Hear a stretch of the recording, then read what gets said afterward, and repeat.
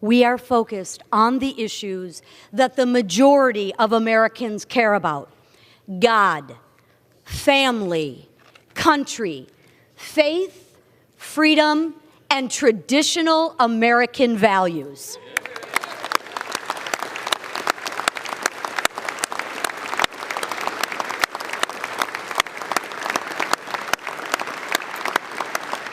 And we should be making it easier for people to achieve the American dream. Over 14 months ago, Mike Johnson took on a daunting task. No speaker is perfect, and no one will ever be. However, achieving perfection requires incremental gains and hard decisions along the way. None of us will get exactly what we want.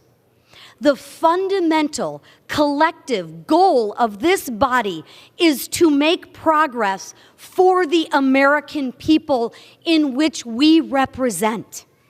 And we have done just that under Mike's leadership.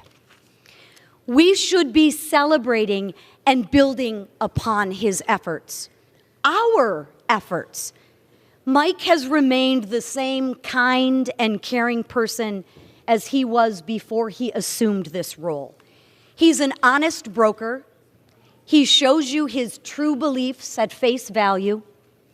He is steadfast in his values of faith, family, and love of this country.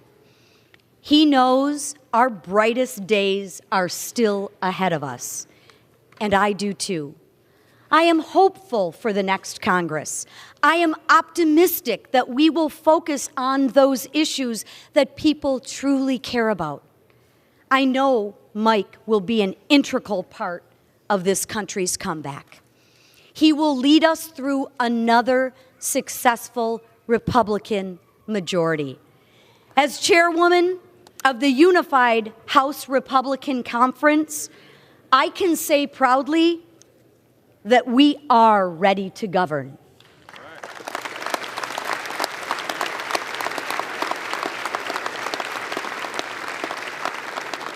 It is my honor to present our conference's nominee for the Speaker of the People's House, the Honorable Mike Johnson from the state of Louisiana.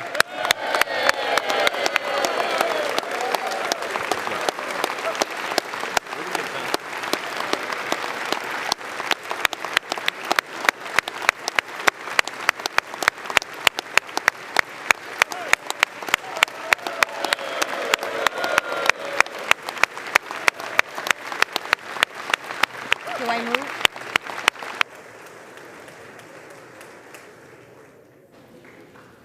The clerk now recognizes the gentleman from California, Mr. Aguilar. Thank you, Mr. Clerk.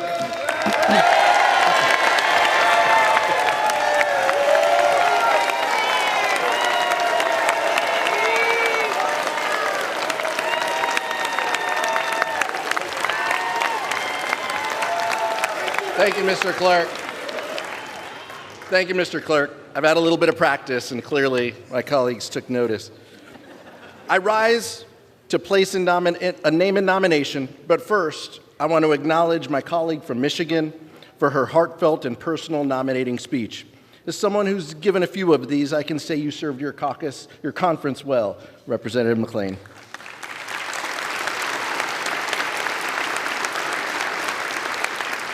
But, Mr. Clerk, today I rise on behalf of the governing majority of the House of Representatives.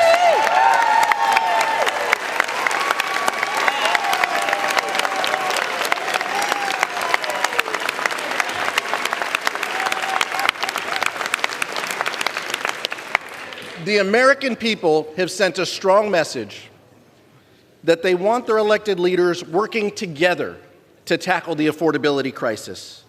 There is only one leader in this chamber with a track record of compromise, conviction, and compassion. There is only one leader who understands the needs of the working people and has lived the American dream himself and is committed to ensuring its promise for future generations. There is only one leader who knows how to negotiate a bipartisan deal and then stick to that deal.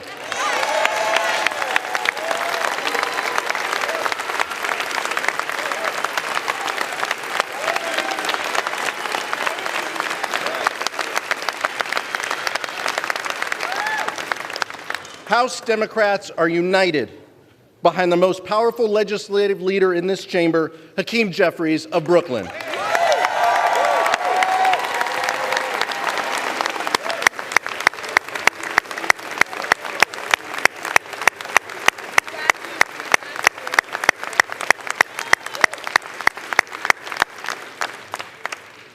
House Democrats, under the leadership of Hakeem Jeffries, are committed to bipartisanship and common sense solutions to America's most pressing challenges. In the face of chaos and dysfunction over the last 2 years, our caucus has kept the government funded, kept our allies protected, and the economy secured from the catastrophic default. In the 119th Congress, we will work with the incoming administration to make life better, safer, and more affordable for working families.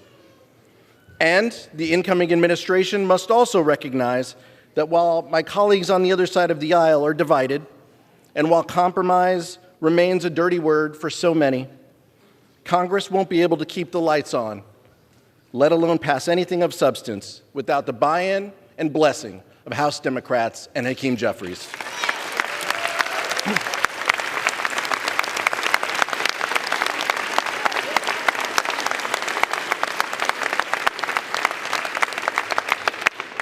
Make no mistake, Democrats want to bring down the cost of living, build more housing, and lower the cost of everyday items like food, medicine, and childcare. Even as the extreme rhetoric rises in this chamber and in the public square, we will not stop advocating for the policies that do the most good for the most people. Because of Hakeem's leadership, we will never abandon our values or sacrifice our bedrock principles of freedom and democracy. When America's enemies abroad threatened our democratic ally, Ukraine, when terrorists attacked our strongest ally, Israel, it was Hakeem Jeffries and House Democrats who delivered the votes and stood tall for America's national security.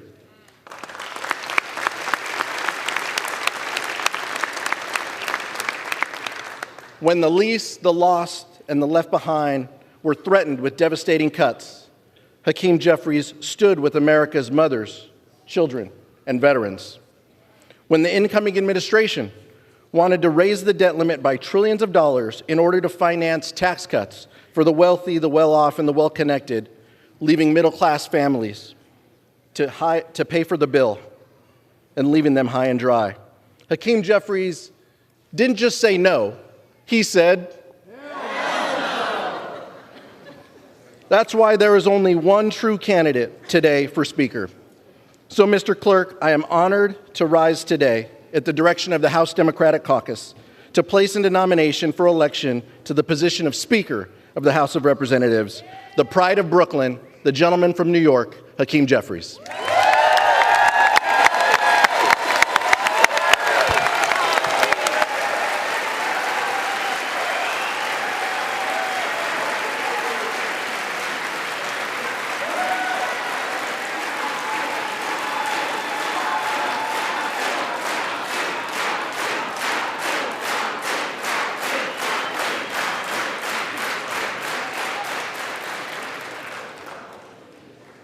The names of the Honorable Mike Johnson, a representative-elect from the state of Louisiana, and the Honorable Hakeem Jeffries, a representative-elect from the state of New York, have been placed in nomination. Are there further nominations? There being no further nominations, the clerk appoints the following tellers. The gentlewoman from North Carolina, Ms. Fox. The gentleman from New York, Mr. Morelli. The gentleman from Wisconsin, Mr. Stile. And the gentlewoman from California, Mrs. Torres. The tellers will come forward and take their seats at the desk in front of the Speaker's rostrum.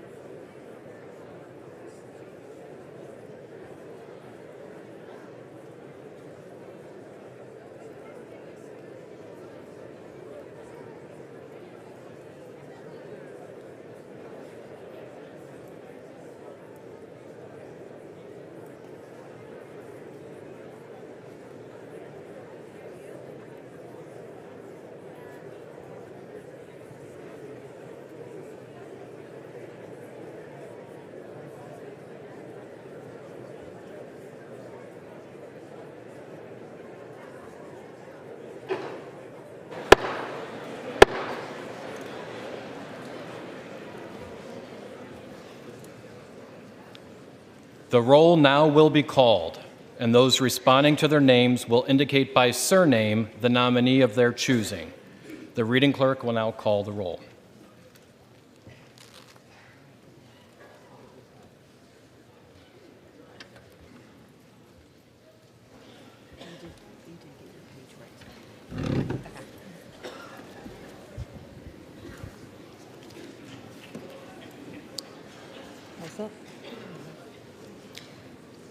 Adams. Jeffries. Adderholt. Johnson. Aguilar. Jeffries. Alford. Johnson. Allen. Johnson. Amo.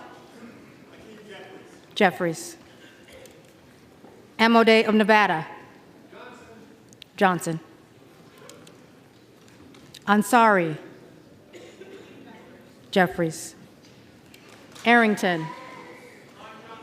Johnson. Auchincloss. Jeffries. Babin. Johnson. Bacon. Johnson. Baird. Johnson. Balderson. Johnson. Ballant. Jeffries. Barr. Johnson. Barragan. Jeffries. Barrett.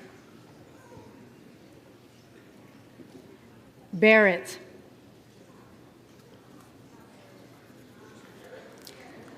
Baumgartner. Barrett Johnson. Barrett Johnson. Baumgartner.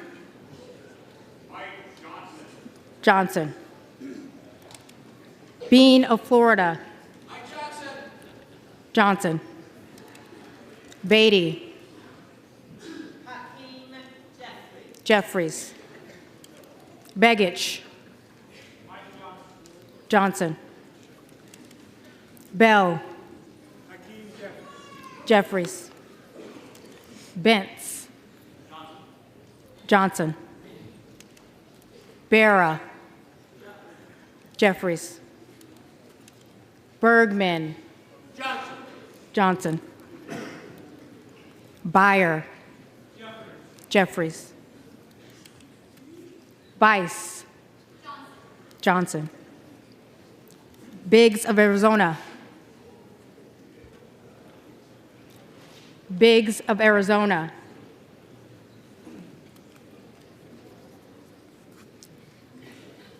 Biggs of South Carolina. President Trump's endorsed candidate, Mike Johnson. Johnson. Bilirakis. Johnson. Bishop. Jeffries. Boebert. Johnson. Bonamici.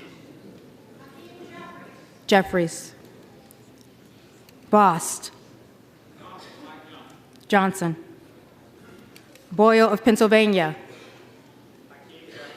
Jeffries. Brikeen.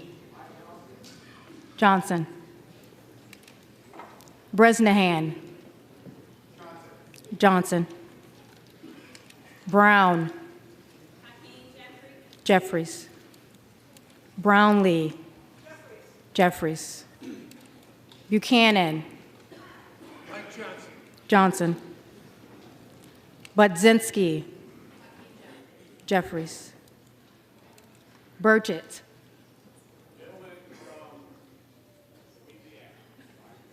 Johnson. Burleson. Johnson. Bynum. Jeffries. Calvert. Johnson. Kamick. Johnson. Carbajal. Jeffries. Carey. Johnson. Carson. Carson. Carter of Georgia. Mike Johnson. Johnson. Carter of Louisiana. Jeffries. Carter of Texas. Johnson. Kassar. Jeffries. Case. Jeffries.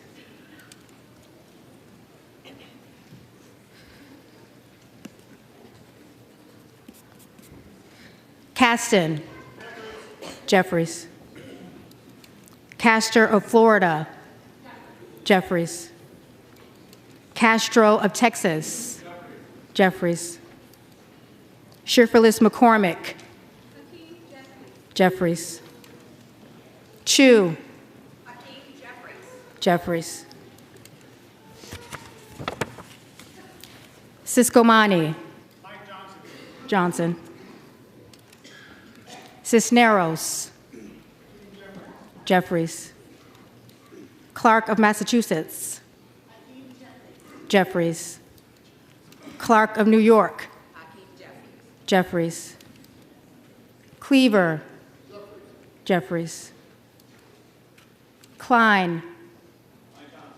Johnson. Cloud. Cloud. Clyburn. Jeffries. Clyde. Clyde. Cohen. Jeffries. Cole. Johnson. Collins. Johnson. Comer. Johnson. Conaway. Jeffries. Connolly. Jeffries. Correa. Jeffries. Costa. Jeffries. Courtney. Jeffries. Craig. Jeffries. Crane. Johnson. Crank. Johnson. Crawford. Johnson. Crenshaw. Johnson. Crockett. Jeffries. Crow. Jeffries. Cuellar. Jeffries. Davids of Kansas.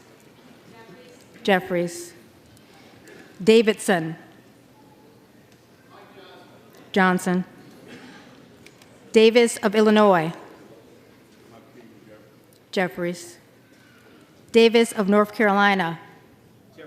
Jeffries. Dean of Pennsylvania. Jeffries. DeGette. Jeffries. De la Cruz.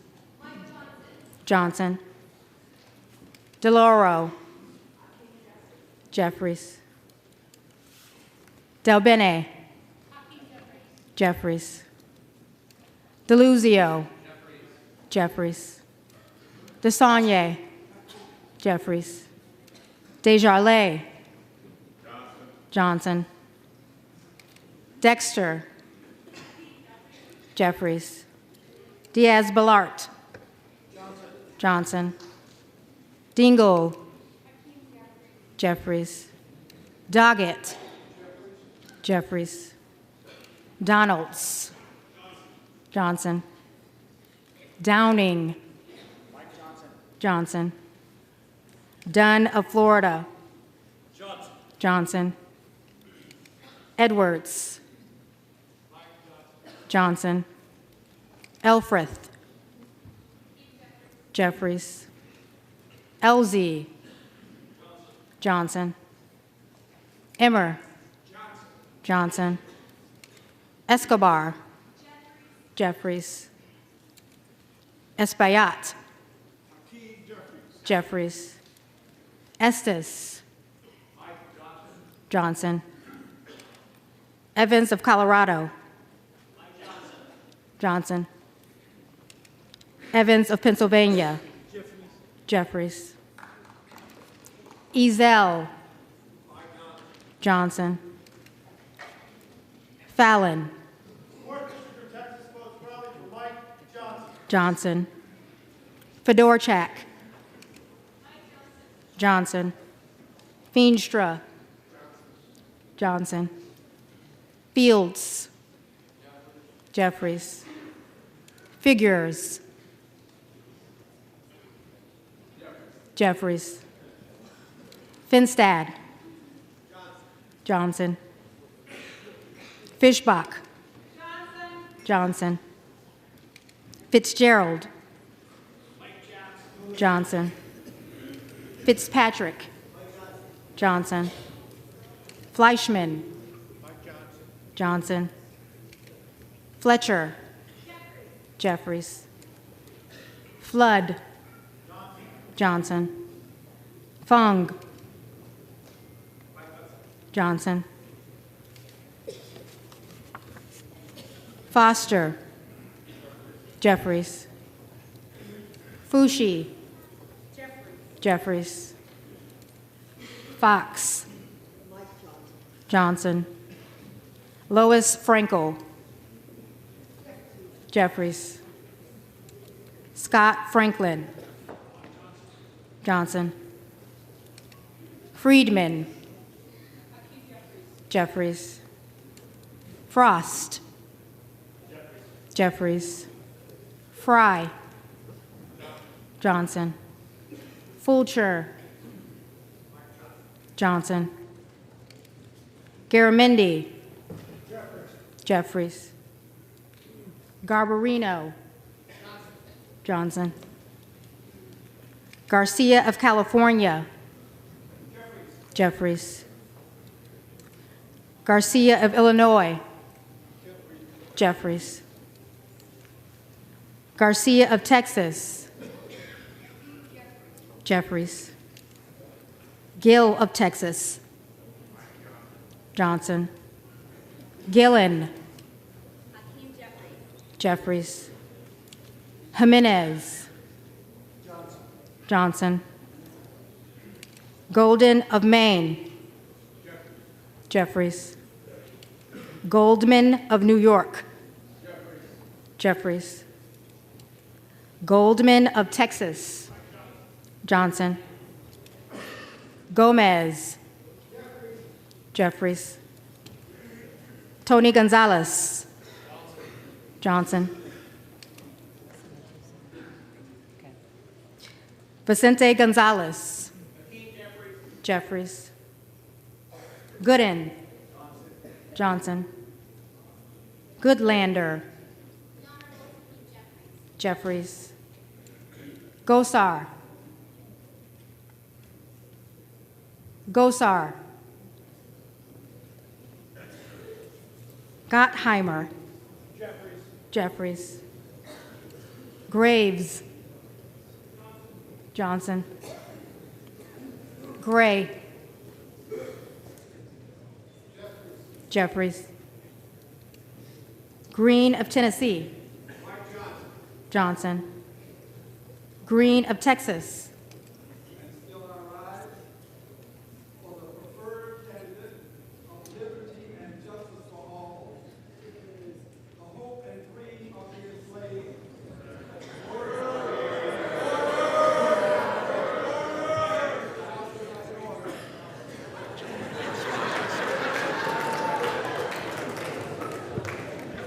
The gentleman may respond by surname.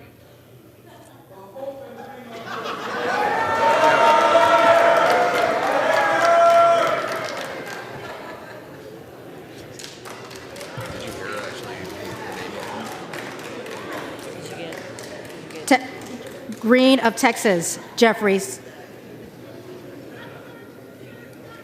Green of Georgia, Johnson. Griffith, Johnson. Grijalva, Jeffries. Grothman, Johnson. Guest, Johnson. Guthrie, Johnson. Hageman, Johnson. Hamadeh of Arizona, Johnson. Harder of California, Jeffries. Herodopoulos, Johnson. Harrigan, Johnson. Harris of Maryland. Harris of Maryland. Harris of North Carolina, Johnson. Harshbarger, Johnson. Hayes,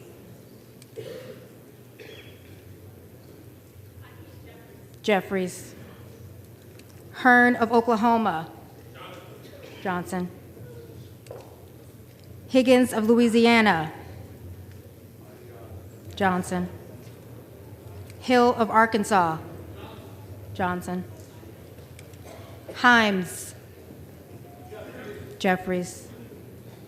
Henson, Johnson.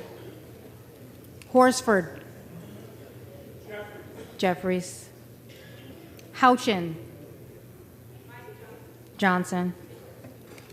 Houlihan, Jeffries. Hoyer, Jeffries. Hoyle of Oregon, Jeffries. Hudson, Johnson. Huffman, Jeffries. Huizenga, Johnson. Hunt, Johnson. Hurd of Colorado, Johnson. Issa, Johnson. Ivy, Jeffries. Jack, Johnson. Jackson of Illinois,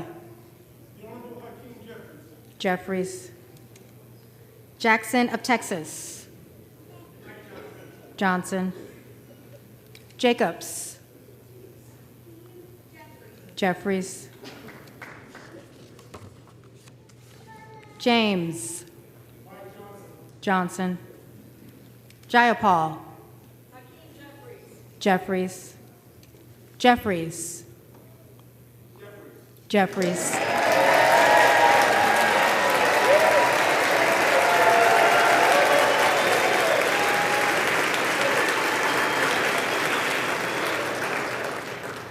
Johnson of Georgia,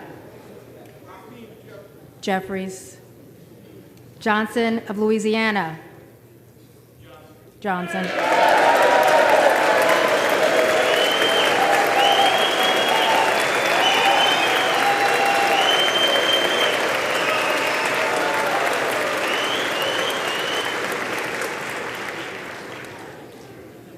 Johnson of South Dakota, Johnson.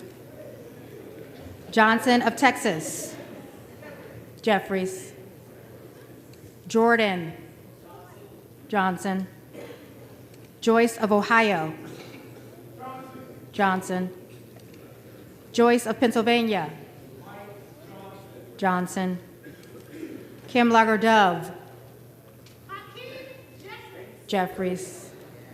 Captor, Jeffries.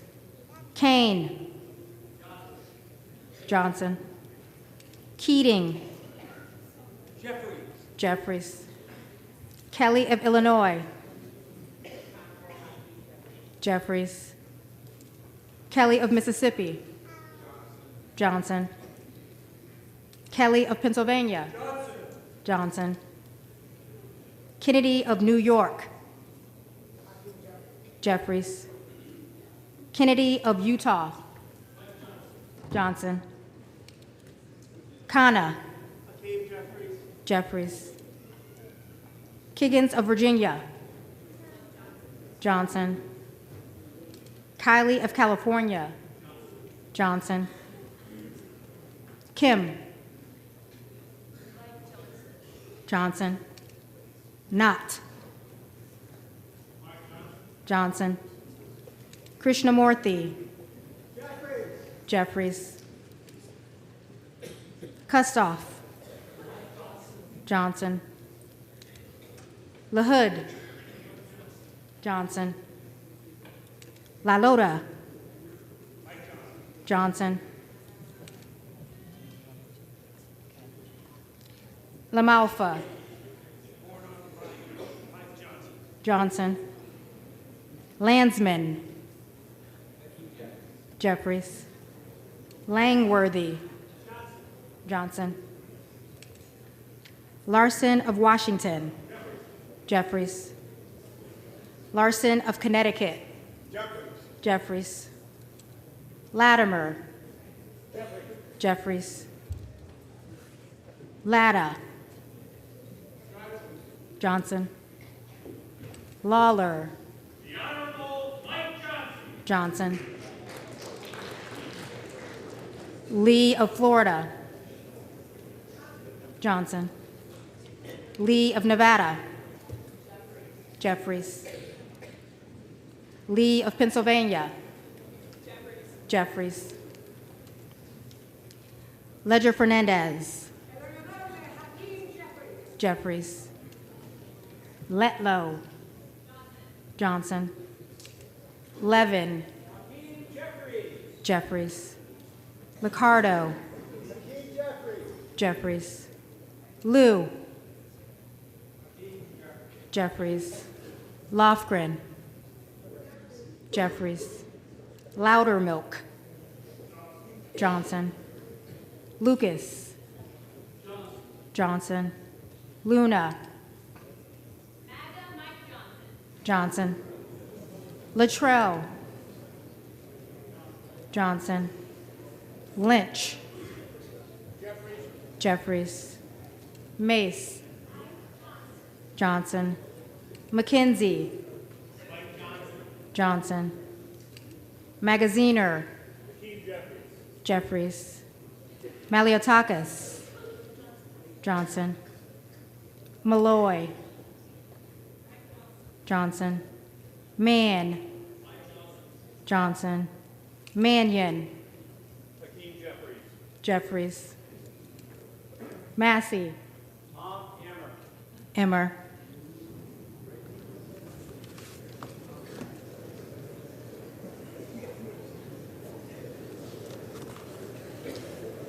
Mast. Johnson. Matsui. Jeffries. McBath. Jeffries. McBride. Jeffries. McCall. Johnson. McLean. Johnson. McLean Delaney. Jeffries. McClellan. Jeffries. McClintock. Johnson. McCullum. Jeffries.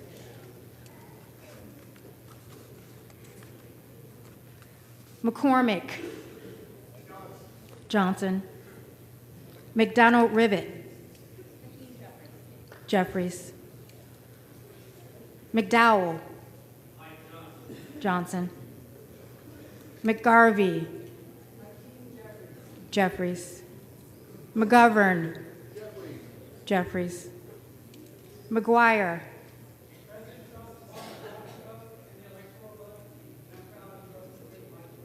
Johnson. McIver. Jeffries. Meeks. Jeffries. Menendez. Jeffries. Mang. Jeffries. Messmer. Johnson. Muser. Johnson. Mfume.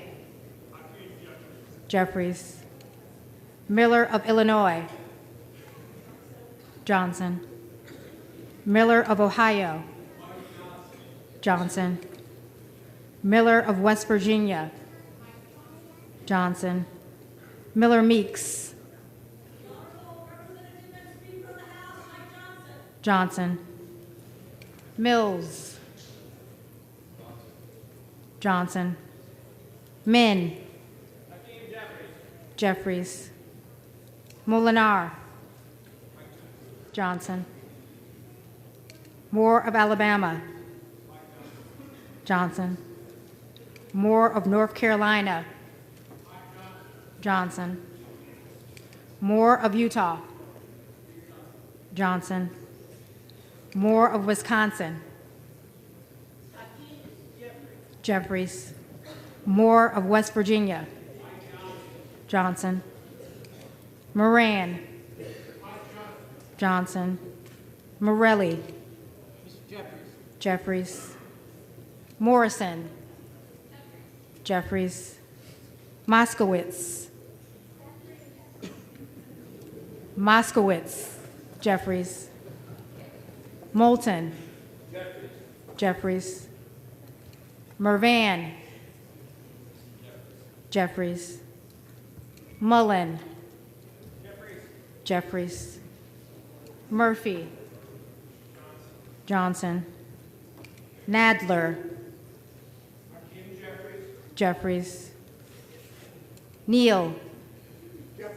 Jeffries. Nagoose. Jeffries. Nails. Johnson.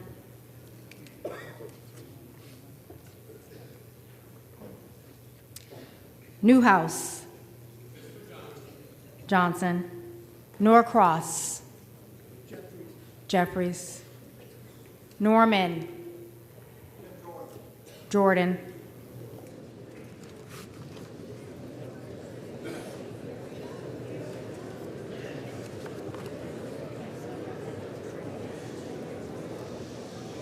None of Iowa. Johnson. Obernolte. Johnson. Ocasio-Cortez. Jeffries. Ogles. Johnson. Olszewski. Jeffries. Omar. Jeffries. Onder. Johnson. Owens. Johnson. Pallone. Jeffries. Palmer. Palmer. Johnson. Panetta. Jeffries. Pappas. Jeffries. Pelosi.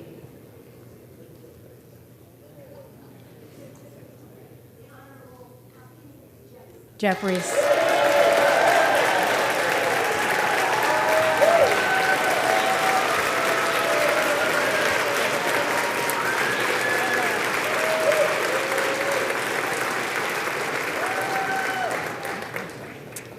Perez. Jeffries. Perry.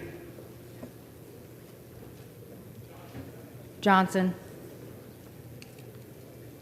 Peters. Jeffries. Pedersen. Jeffries. Pfluger. Johnson. Pingree. Jeffries. Pocan.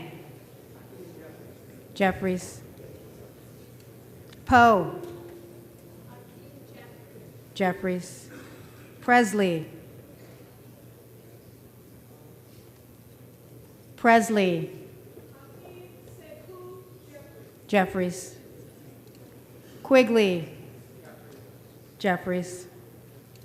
Ramirez. Jeffries. Randall. Jeffries. Raskin.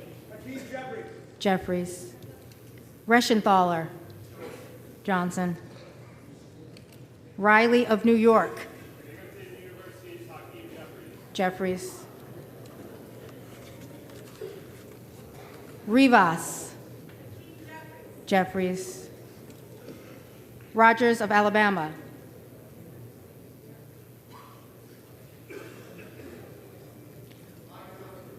Johnson. Rogers of Kentucky. Johnson. Rose. Johnson. Ross. Jeffries. Rouser. Johnson.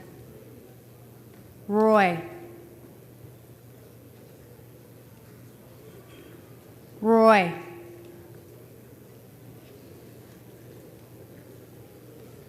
Ruiz. Jeffries. Ruley. Johnson. Rutherford. Johnson. Ryan. Jeffries. Salazar. Johnson. Salinas. Jeffries. Sanchez. Sanchez. Jeffries. Scalise. Johnson. Scanlon. Jeffries. Schakowsky. Jeffries. Schmidt. Johnson. Schneider. Jeffries. Skolton. Jeffries. Schreier. Jeffries. Schweikert. Johnson. Austin Scott. Johnson. David Scott. Jeffries. Scott of Virginia. Jeffries. Self. Donalds.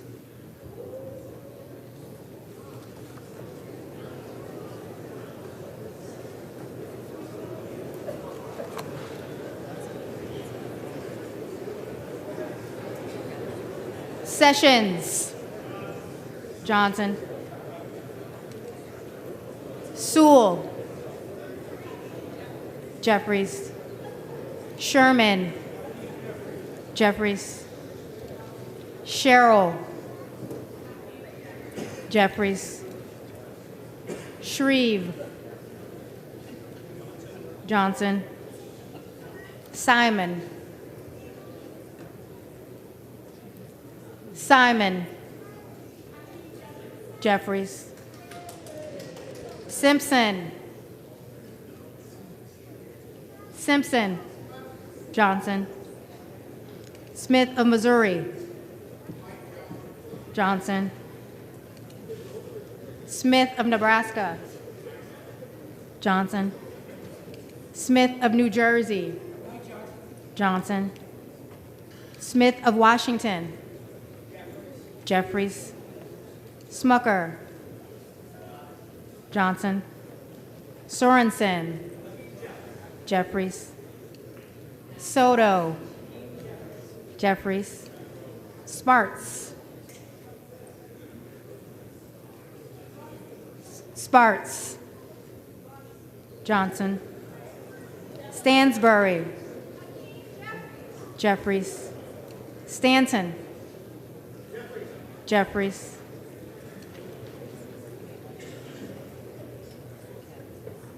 Stauber. Johnson. Stefanik. Johnson. Style. Johnson. Stubbe. Johnson. Stevens. Jeffries. Strickland. Jeffries. Strong. Johnson. Stutzman. Johnson. Subramaniam. Jeffries. Suozzi. Jeffries. Swalwell. Jeffries. Sykes. Jeffries. Takano. Jeffries. Taylor.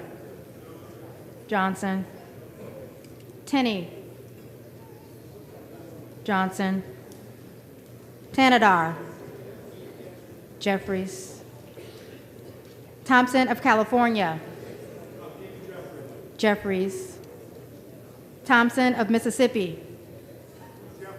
Jeffries. Thompson of Pennsylvania. Johnson. Tiffany. Johnson. Timmons. Johnson. Titus. Jeffries. Talib. Jeffries. Takuda. Jeffries. Tonko. Jeffries. Torres of California. Jeffries. Torres of New York. Jeffries. Trahan. Jeffries. Tran. Jeffries. Turner of Ohio. Johnson. Turner of Texas. Jeffries. Underwood. Jeffries. Valadeo. Johnson. Van Drew. Johnson. Van Dyne. Johnson. Van Orden. Johnson. Vargas. Jeffries. Vasquez. Jeffries. Vesey. Jeffries. Velasquez. Jeffries. Vindman. Jeffries. Wagner. Johnson. Wahlberg. Johnson. Waltz. Waltz. Wasserman Schultz. Jeffries. Waters.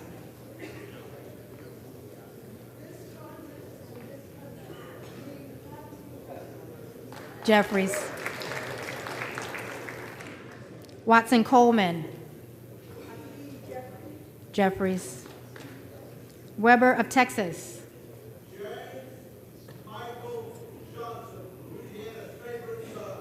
Johnson. Webster of Florida. Johnson. Westerman. Johnson. Whitesides. Jeffries. Weed. Johnson. Williams of Georgia. Jeffries. Williams of Texas. Johnson. Wilson of Florida. Jeffries. Wilson of South Carolina. Johnson. Whitman. Johnson.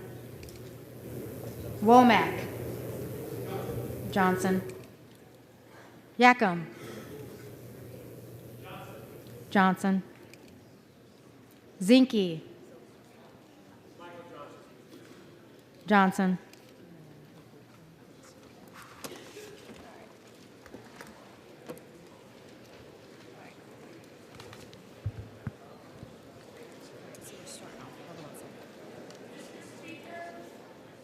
For what purpose does the gentlelady from the Virgin Islands seek recognition? Thank you, Mr. Speaker. I have a parliamentary inquiry. I note that the names of the representatives from the Americas, Samoa, Guam, Northern Mariana, Puerto Rico, the Virgin Islands, and the District of Columbia were not called, representing collectively 4 million Americans.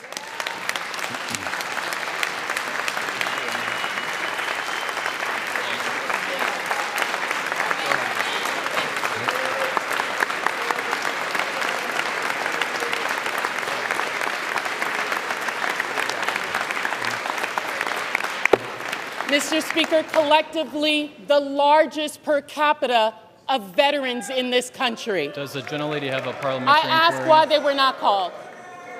The House is not in order. Have some respect. It's not going to take that long. Gentlelady is recognized. I asked why they were not called from the parliamentarian, please. Delegates-elect and the resident commissioner-elect are not qualified to vote. Representatives-elect are the only individuals qualified to vote in the election of a speaker. As provided in Section 36 of the House Rules and Manual, the speaker is elected by a majority of the members-elect voting by surname. Thank you, Mr. Speaker. This body and this nation has a territories and a colonies problem. What was supposed to be temporary has now effectively become permanent. We must do something about this problem. The gentlelady is no longer recognized. The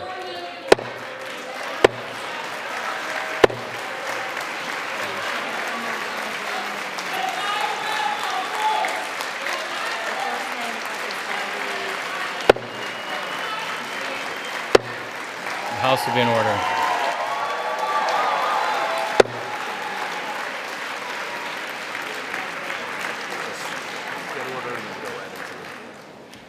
The reading clerk will now call the names of the representatives-elect who did not answer the first call of the roll.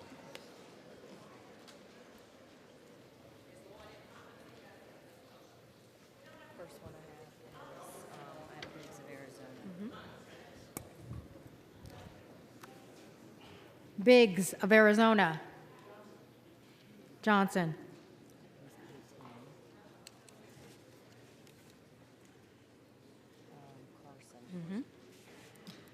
Carson.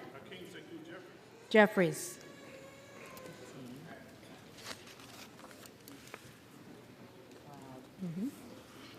Cloud. Johnson.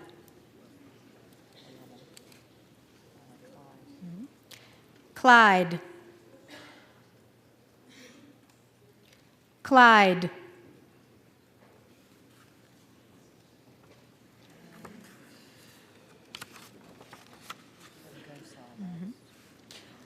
Gosar. Gosar.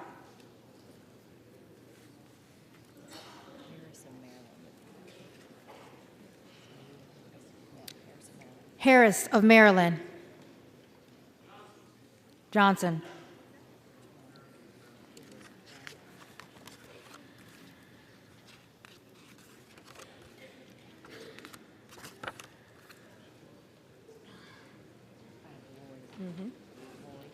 Roy. Johnson.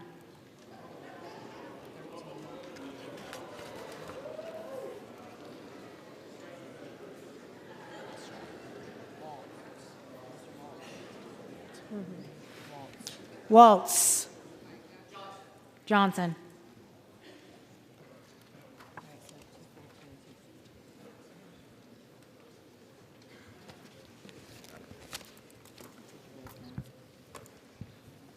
If there are any representatives-elect who did not answer the call of the roll, they may come to the well and vote at this time.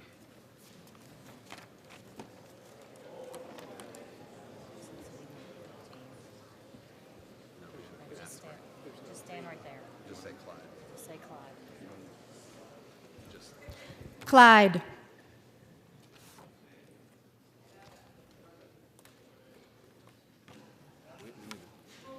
Clyde.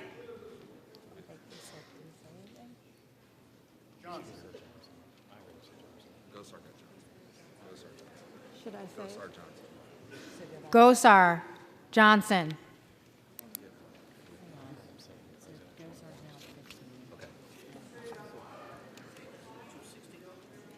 We didn't count Claude because we didn't hear him. The first one, we didn't hear Claude. The clerk heard it. Clerk heard it. It said Then who the brief. President Trump wants, Johnson. He said President Trump wants Johnson. Okay. I had it recorded as Johnson. Clyde, Johnson. 216, 215.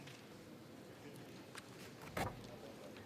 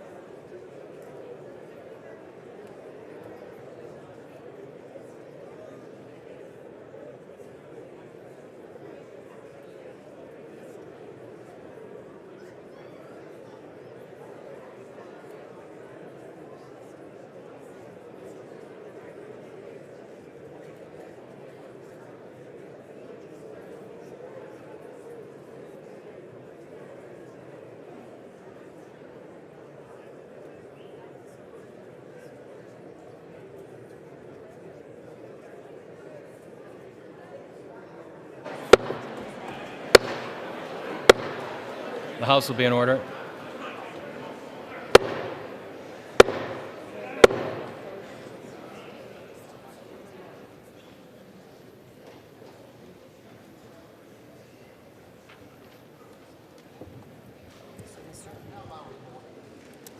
Mr. Norman is recorded as Jordan.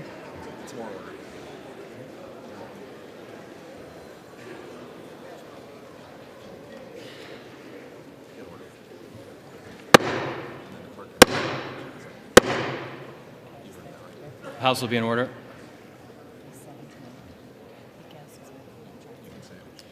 Mr. Norman, Johnson. Mr. Self. Donalds. Mr. Self is recorded as Donalds. Mr. Self, Johnson.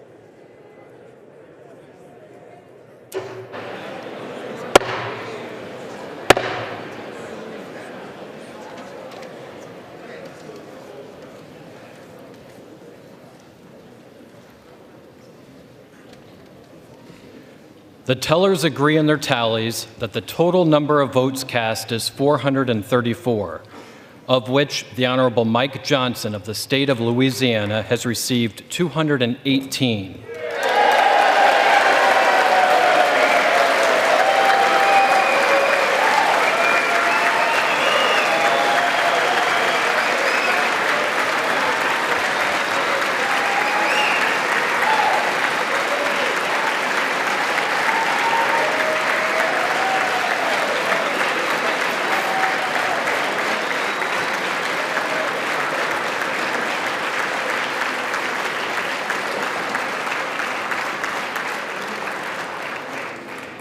The Honorable Hakeem Jeffries of the State of New York has received 215.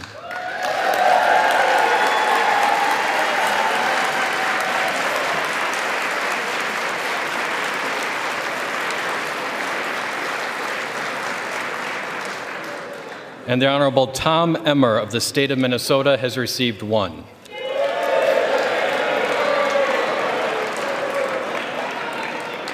Therefore, the Honorable Mike Johnson of the State of Louisiana, having received a majority of the votes cast, is duly elected Speaker of the House of Representatives for the 119th Congress.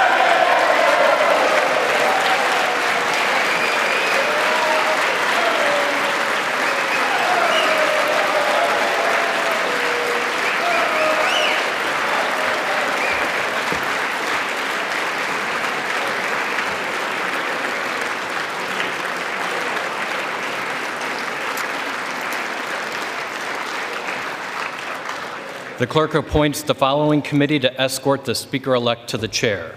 The gentleman from Louisiana, Mr. Scalise. The gentleman from New York, Mr. Jeffries.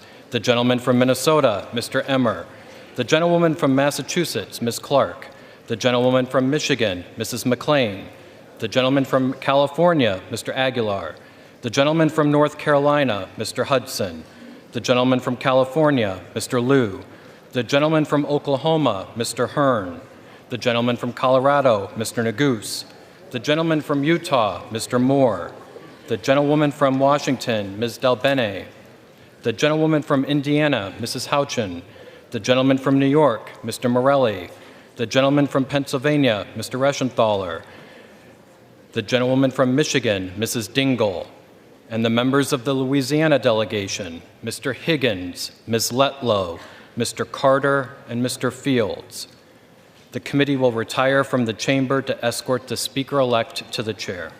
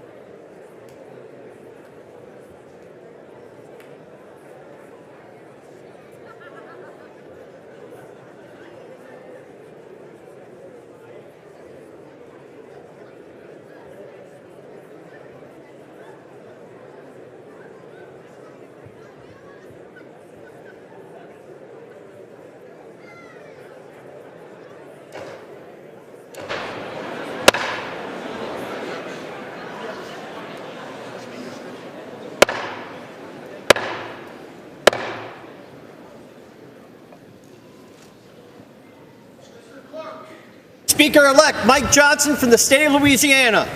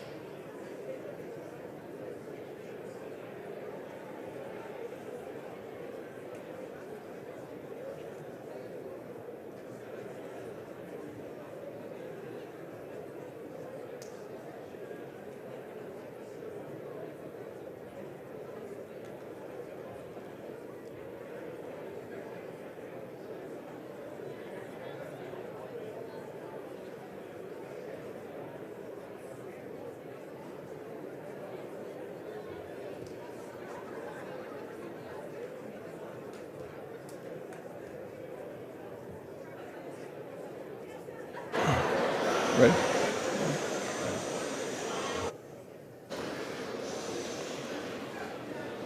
Speaker Johnson, Speaker Emerita Pelosi, it's great to see you back in the chamber.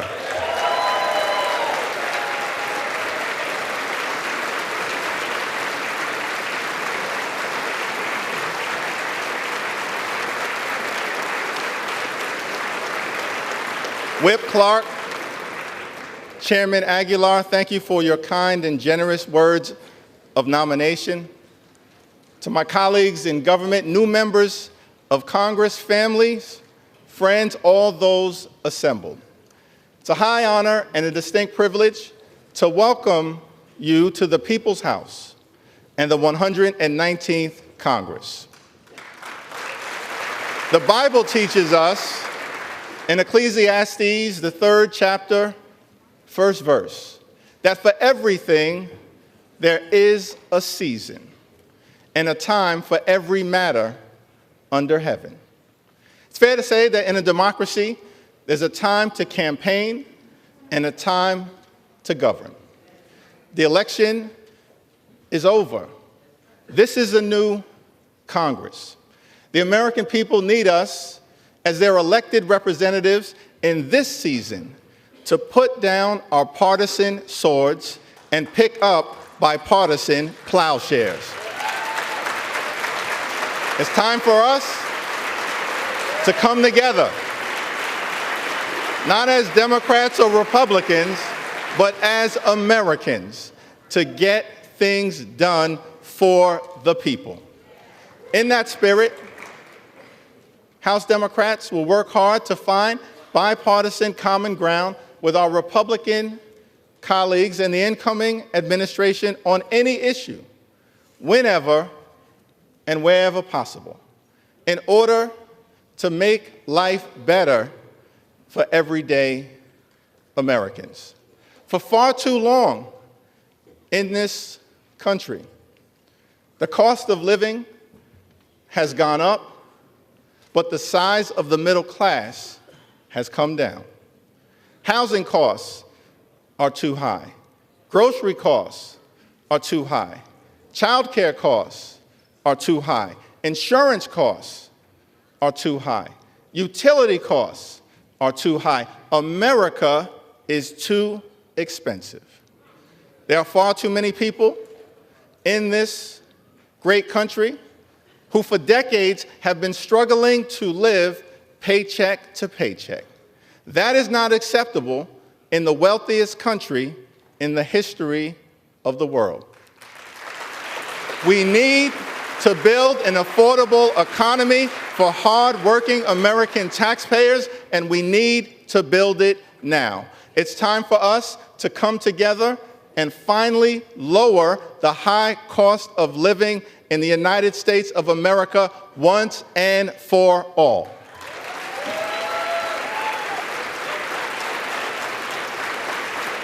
And we will work with anyone of any party to get that done. We will work with anyone to secure our borders, and we will work with anyone to fix our broken immigration system in a comprehensive and bipartisan manner. At the same period of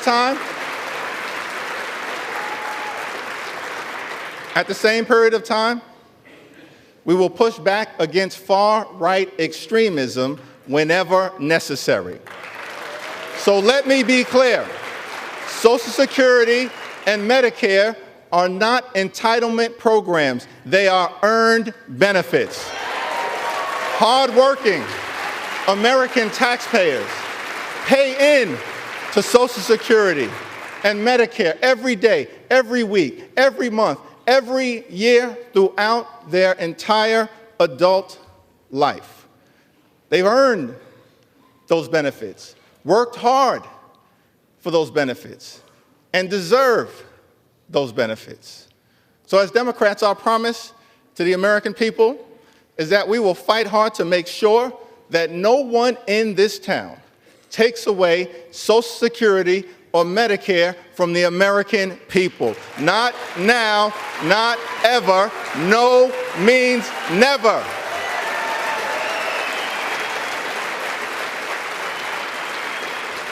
Our position is that it is not acceptable to cut Social Security, cut Medicare, cut Medicaid, cut veterans' benefits, or cut nutritional assistance from children and families in order to pay for massive tax breaks for billionaires and wealthy corporations.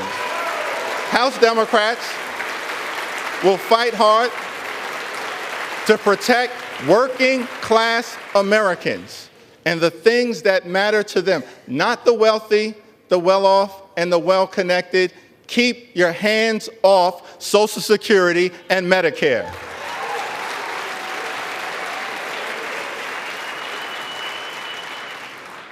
Over the last 4 years, it's been a great honor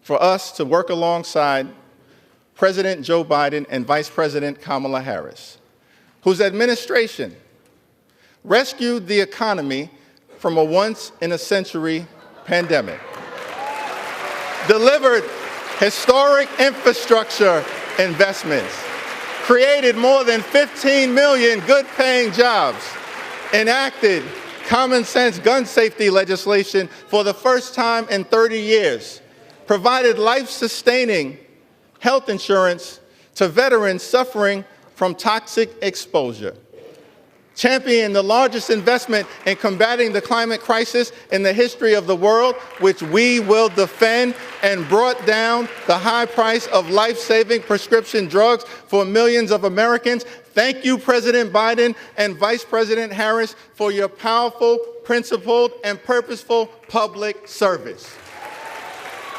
Thank you.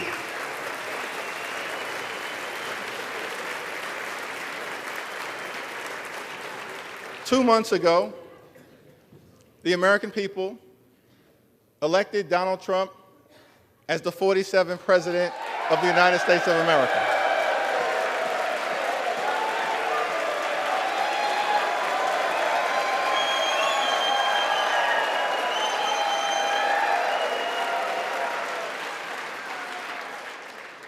Thank you for that very generous applause. It's okay. There are no election deniers on our side of the aisle. You see, one should love America. One should love America when you win and when you lose. That's the patriotic thing to do, and that's the America that House Democrats will fight hard to preserve because we love this country. America is bigger than any one campaign, any one election, or any one individual. America, the land of the free and the home of the brave. Let us never forget that our country is free, not simply because we are strong. America is strong because we are free. That freedom is now under assault. There are some in this country who apparently believe that the freedom of economic opportunity that made them wealthy should not apply to everyone else. Our message to that crowd is simple. Democrats will never abandon the long walk toward freedom. We will fight hard to defend the freedom of opportunity that makes the American dream possible. We will fight hard for the freedom to vote and to fight for a government of the people, by the people, and for the people. We will fight for the freedom to organize and join a union of your choice. We will fight to defend the free enterprise system, but work hard to make sure that it actually works for working class Americans. And we will always defend a woman's freedom to make her own reproductive health care decisions. America promises one nation under God, indivisible, with liberty and justice for all. That's the America House Democrats will fight hard to preserve. God bless you. God bless the House of Representatives. May God continue to bless the United States of America.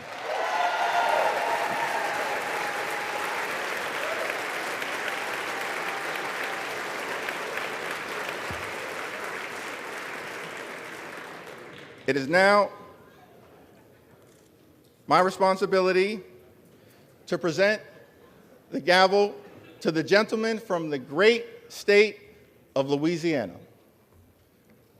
the son of a firefighter, a God-fearing man, a husband, and a loving father of four, the 56th Speaker of the United States House of Representatives, the Honorable Mike Johnson.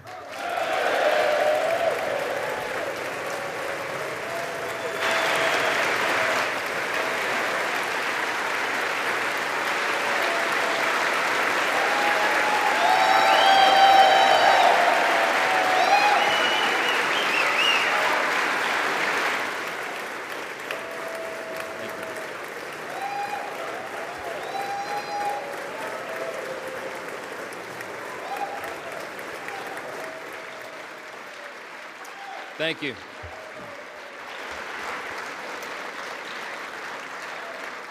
Thank you so much. Thank you, Leader Jeffries, all of our treasured colleagues here in the House.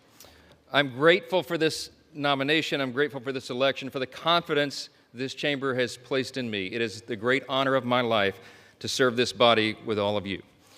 Of course, these are difficult days in our home state of Louisiana, where I come from. We all know about the terrorist attack in New Orleans, and it's really shaken our state. People are reeling from that attack. It took the lives of 14 innocent people, and it injured dozens more. And I wanted to begin appropriately today. If we could, I'd ask you all to join me in a moment of silence for the victims of this horrific act.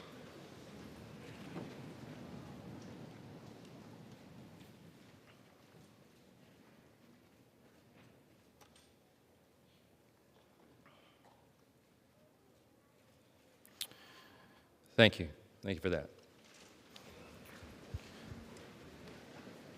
I believe in giving honor where honor is due, and all of us do well to honor our spouses. My wife happens to be here this time. She didn't make it last time. It happened a little sudden. Kelly, would you stand up here in the gallery? Thank you.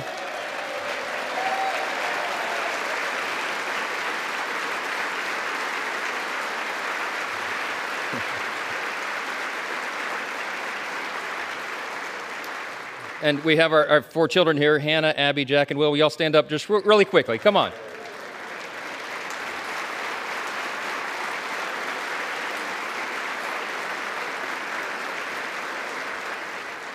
I wanted to do that. All of us recognize that there are no perks to being a congressman's kid, right? It's all sacrifice. And our spouses put up with so much, endless hours in travel and all the responsibilities upon us. And we're good to remind them how important they are to us and how we could not do the job without them. And so it's appropriate for all of us to do that. Thank you. Thank you, guys.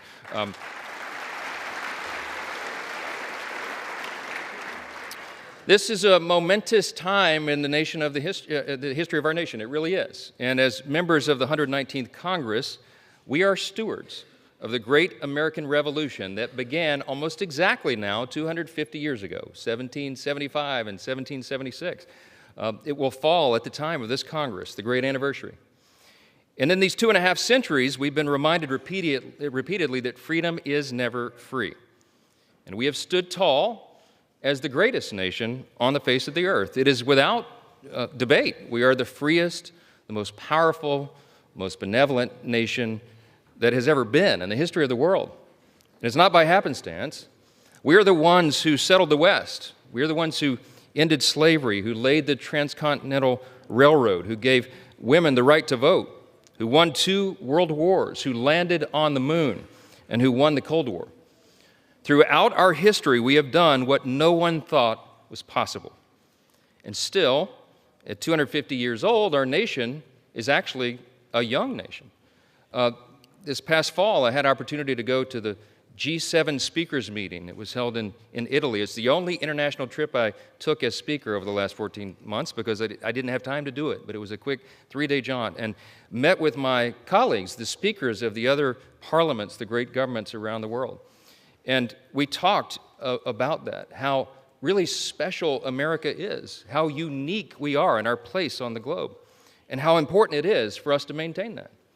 And as I talked to these colleagues from around the world, I thought, our closest allies, who recognize how important we are, how important this body, this House is. I thought about how is it that such a young country has become so exceptional, so singular in its importance, that today stands as the world's leader in liberty and the economy and culture. 100 years ago, President Calvin Coolidge answered that very question in his inaugural address. It was March of 100 years ago, exactly almost. He said this: "We best serve our own country and most successfully discharge our obligations to humanity by continuing to be openly and candidly, intensely and scrupulously American." I love that. I love that. Today, yeah, that's right. That's an applause line.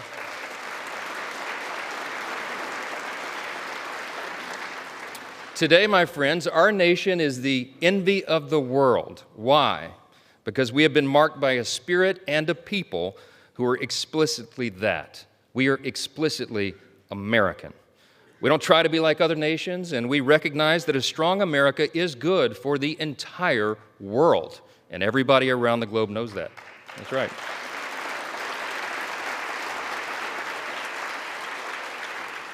We also recognize that the core principles that made America what we are must still be preserved today.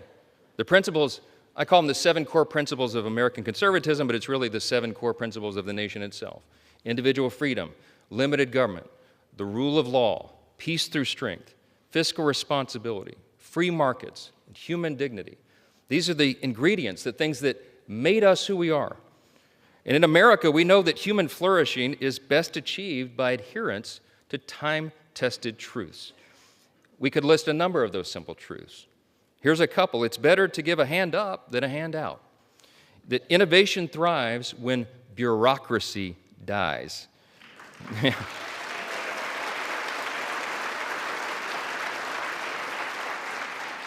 The simple truth that it is parents and families and not administrators that must be in charge of their children's education.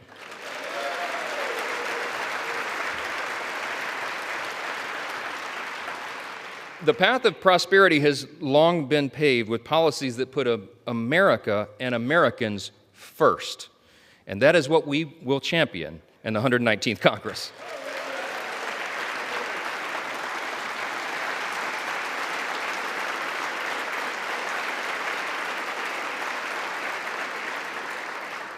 We have a mandate, and that was shown in the election cycle. The people want an America First agenda.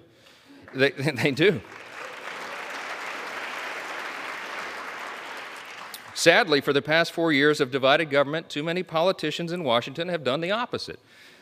Open borders and overregulation have destroyed our cities and stifled innovation. Inflation and weak leadership have left Americans poorer, and they have placed our country in a perilous position. That's right. But in recent months, we've witnessed something happening, something that's really remarkable, a political moment in our modern history, a groundswell of Americans from every state, race, and religion who now demand that we put the interest of Americans first again, and we will, and we will.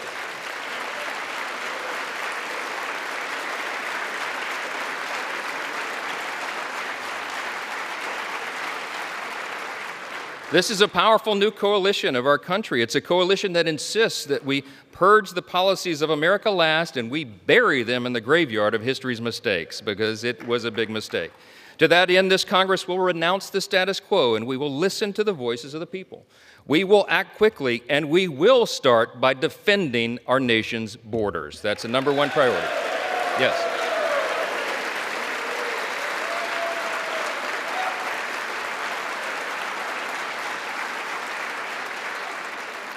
In coordination with President Trump, this Congress will give our border and immigration enforcement agents the resources that they need to do their job.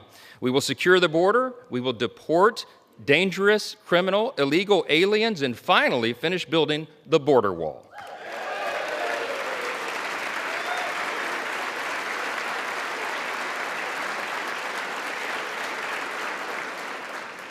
You said you'd work with us on that, Hakeem. I'm counting on it.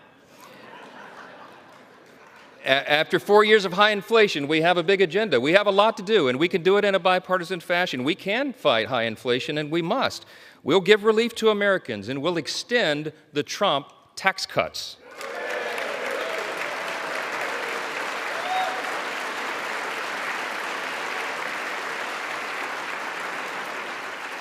We're going to protect our industries from one-sided trade deals, and we're going to bring overseas investments back to America's shores. That's right.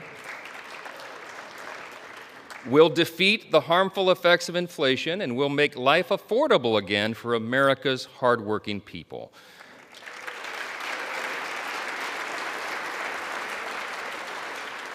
As leaders of a nation with vast natural resources that God has blessed us with, it is our duty to restore America's energy dominance, and that's what we'll do.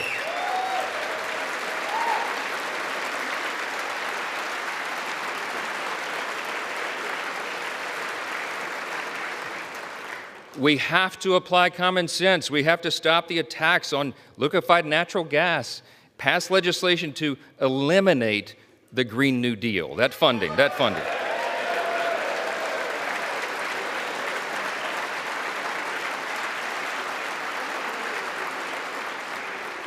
We're going to expedite new drilling permits. We're going to save the jobs of our auto manufacturers, and we're going to do that by ending the ridiculous EV mandates.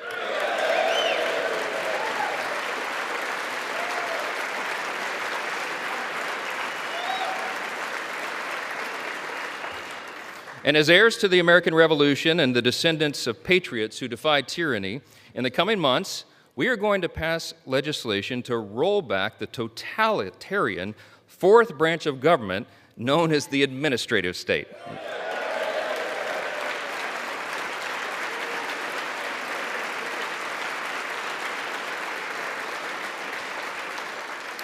We're going to drastically cut back the size and scope of government. We're going to return the power back to the people. And in coordination with President Trump and his administration, we are going to create a leaner, faster, and more efficient federal workforce. We need to do that. Our people do not deserve to be ruled by millions of bureaucrats they've never voted for, never met, and can never hold accountable. They deserve a government that is led by those they've elected to lead. That is how Article 1 is supposed to work. That was the idea of the Congress, and we will return to that principle. The American people have called on us to reject business as usual and throw out the status quo. We must and we will heed their call.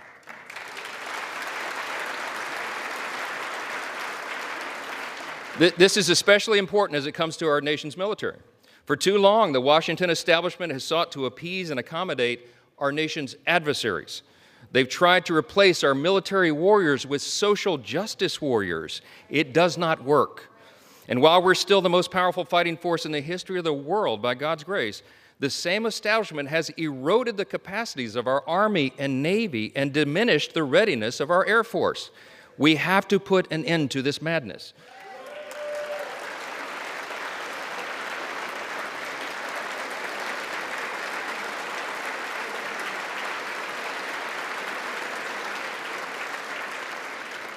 My friends and my colleagues, I think we should all unite in this idea. It is time now to reinstate fear in our enemies, refocus our mission on lethality, and realign our commitment to peace through strength right now.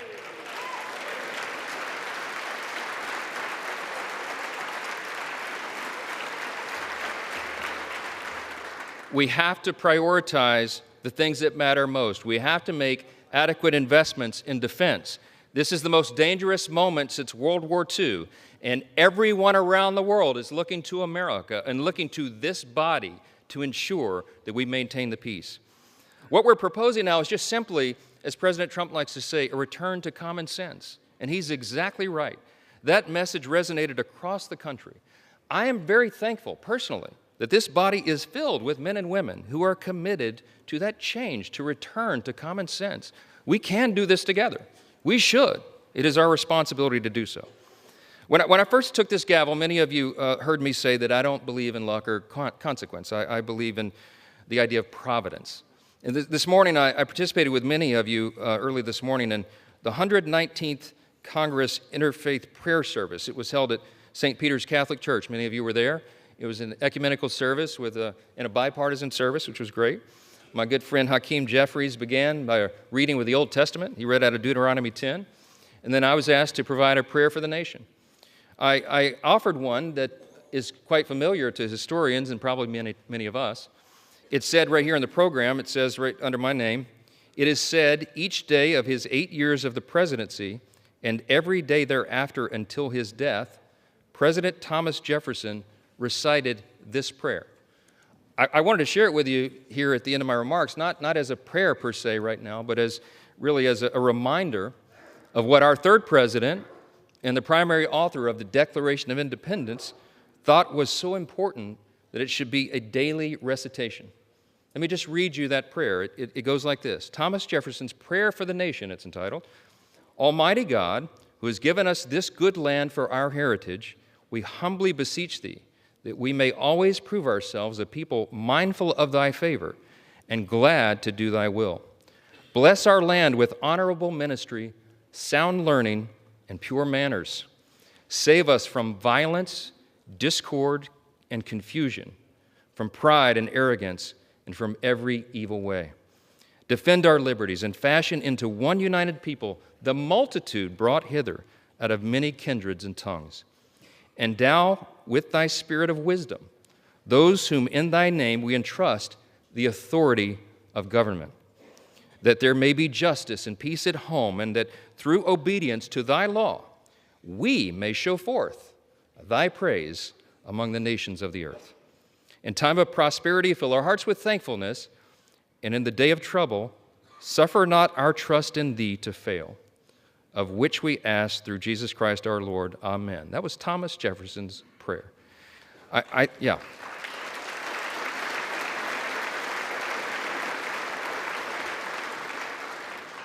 Suffer not our trust in thee to fail. We will not fail. We cannot fail. We are all in this together. Our nation is counting on us to band together and solve these problems and get this done. I've said before that I believe God has elevated each one of you, that's just my belief, to your positions of leadership. And it's an act of providence that you've all been placed in your specific roles in this specific moment at this historic time, at the 250-year inflection point of the greatest nation in the history of the world. It is no small thing. We're also witnesses to the providence that spared our incoming president, President Trump, from the assassin's bullet, remarkable as that was, and to the new coalition of Americans that has risen from every creed, color, and cul-de-sac who want us to put America first. Our people are asking for a thriving economy and a rebuilt middle class and strong borders and a strong military, and we can deliver that. See, these objectives and these aims don't have an R or a D behind them. They have a USA. That's what we're about.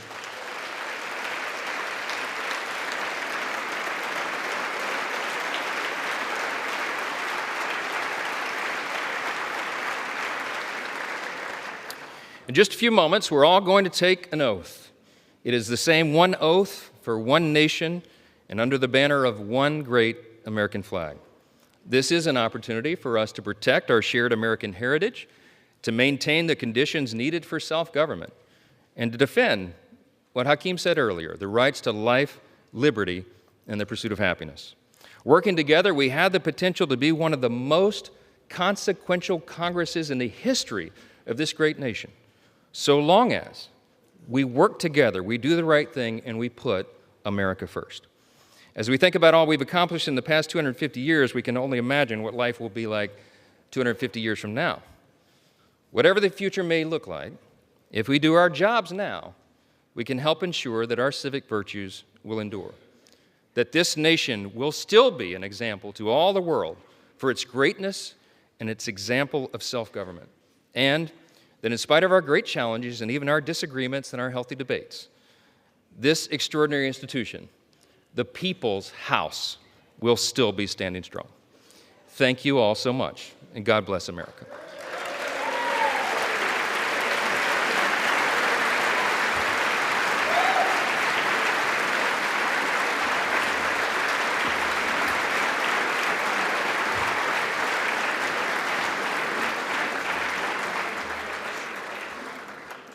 So as the sequence of events requires, I am now ready to take the oath of office.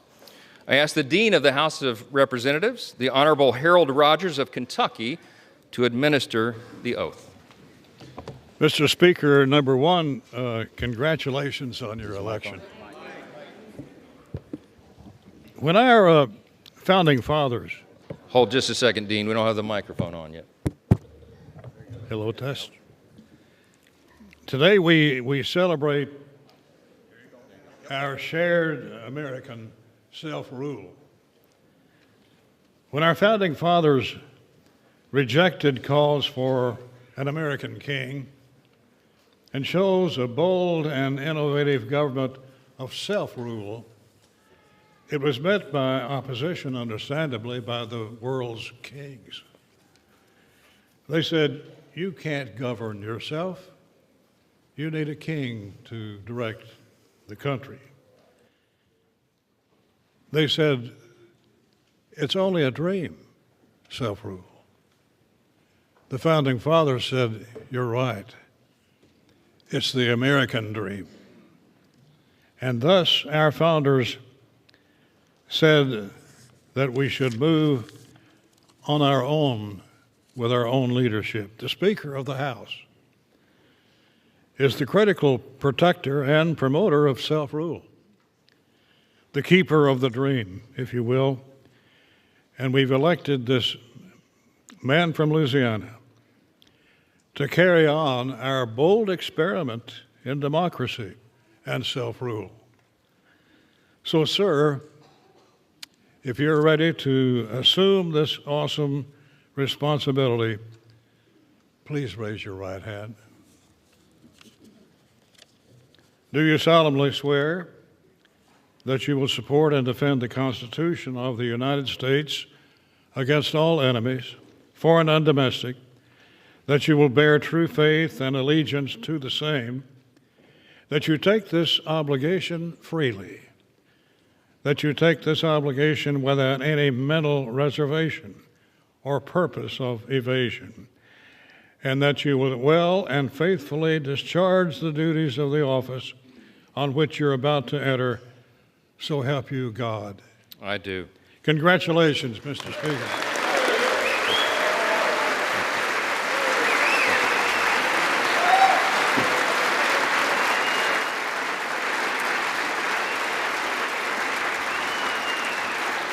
Thank you. You may as well remain standing because according to precedent, the chair will swear in the members-elect en masse. The members-elect will all rise, and the chair will now administer the oath of office. Will you raise your right hand? Do you solemnly swear or affirm that you will support and defend the Constitution of the United States against all enemies, foreign and domestic, that you will bear true faith and allegiance to the same, that you take this obligation freely without any mental reservation or purpose of evasion, and that you will well and faithfully discharge the duties of the office on which you're about to enter, so help you God. Congratulations, you are now members of the 119th Congress.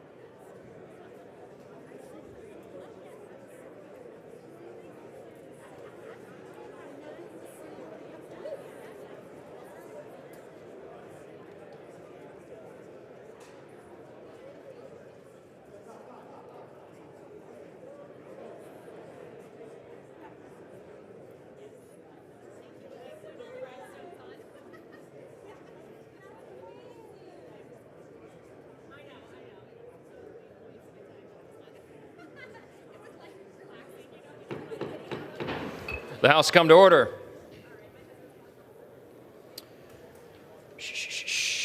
The chair recognizes the gentlewoman from Michigan, Mrs. McClain. Mr. Speaker, as chair of the Republican Conference, I am directed by that conference to notify the House officially that the Republican members have selected as Majority Leader the gentleman from Louisiana, the Honorable Mr. Steve Scalise.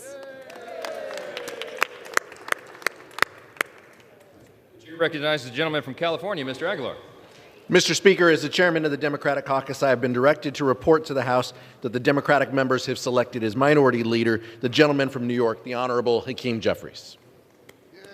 Yay! The chair recognizes the gentlewoman from Michigan, Mrs. McClain.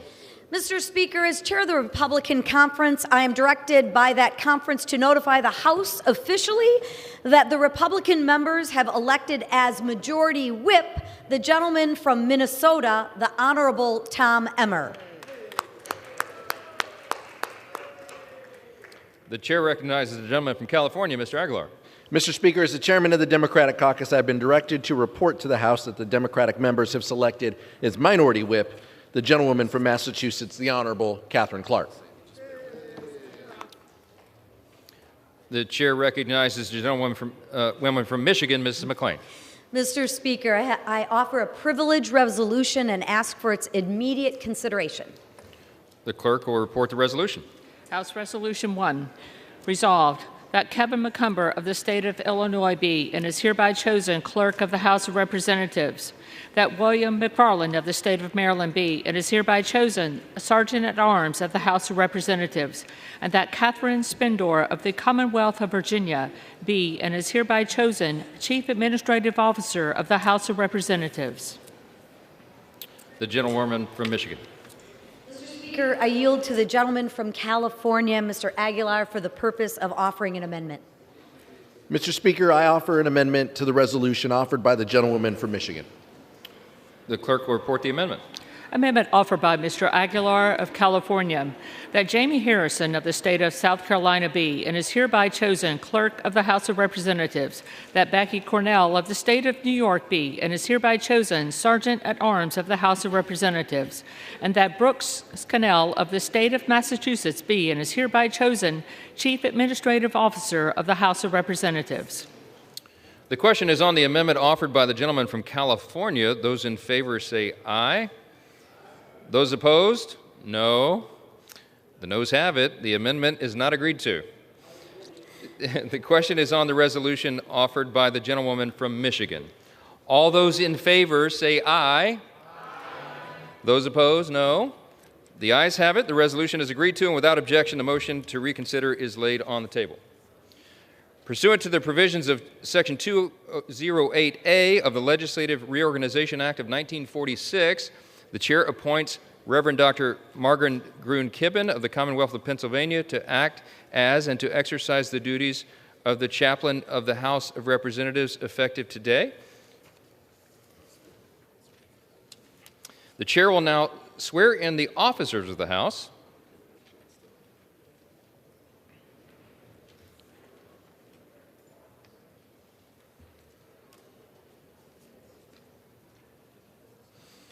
Will you raise your right hand?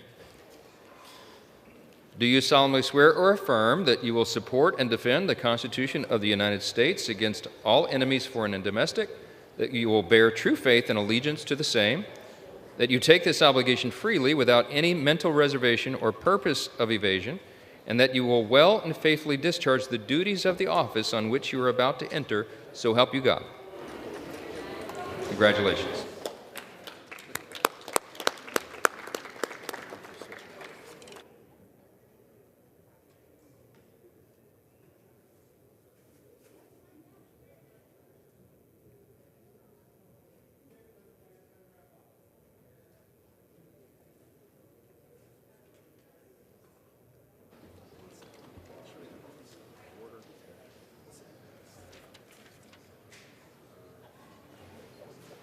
Here.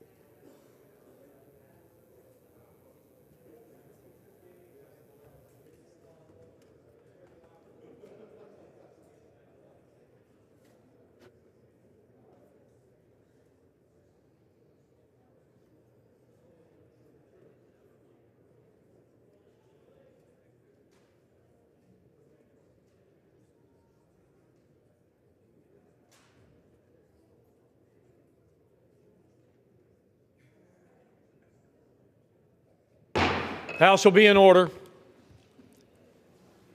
Members are advised to take their conversations from the floor so proceedings in the House can continue.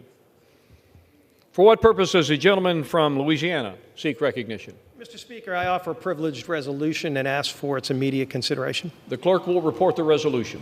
House Resolution 2, resolved that the Senate be informed that a quorum of the House of Representatives has assembled, that Mike Johnson, a representative from the state of Louisiana, has been elected Speaker, and that Kevin McCumber, a citizen of the state of Illinois, has been elected Clerk of the House of Representatives of the 119th Congress.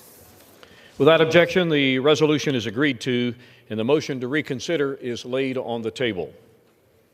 For what purpose does the gentleman from Louisiana seek recognition? For a privileged resolution and ask for its immediate consideration. The clerk will report the resolution. House Resolution 3, resolved that a committee of 2 members be appointed by the Speaker on the part of the House of Representatives to join with a committee on the part of the Senate to notify the President of the United States that a quorum of each House has assembled and Congress is ready to receive any communication that he may be pleased to make. Without objection, the resolution is agreed to, and the motion to reconsider is laid on the table.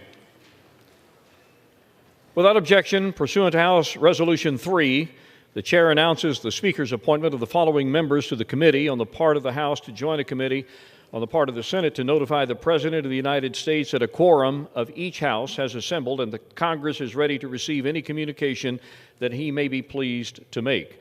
The gentleman from Louisiana, Mr. Scalise, and the gentleman from New York, Mr. Jeffries.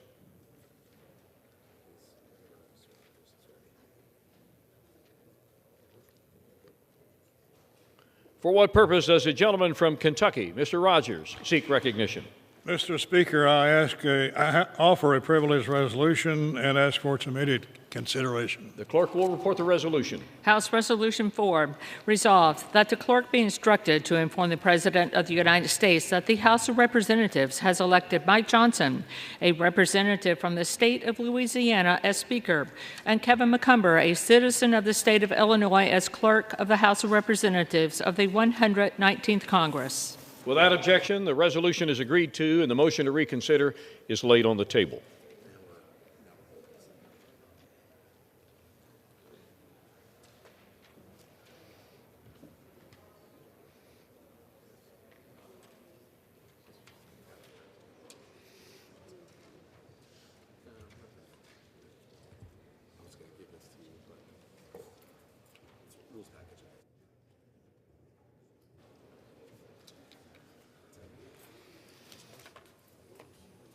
One hour. And then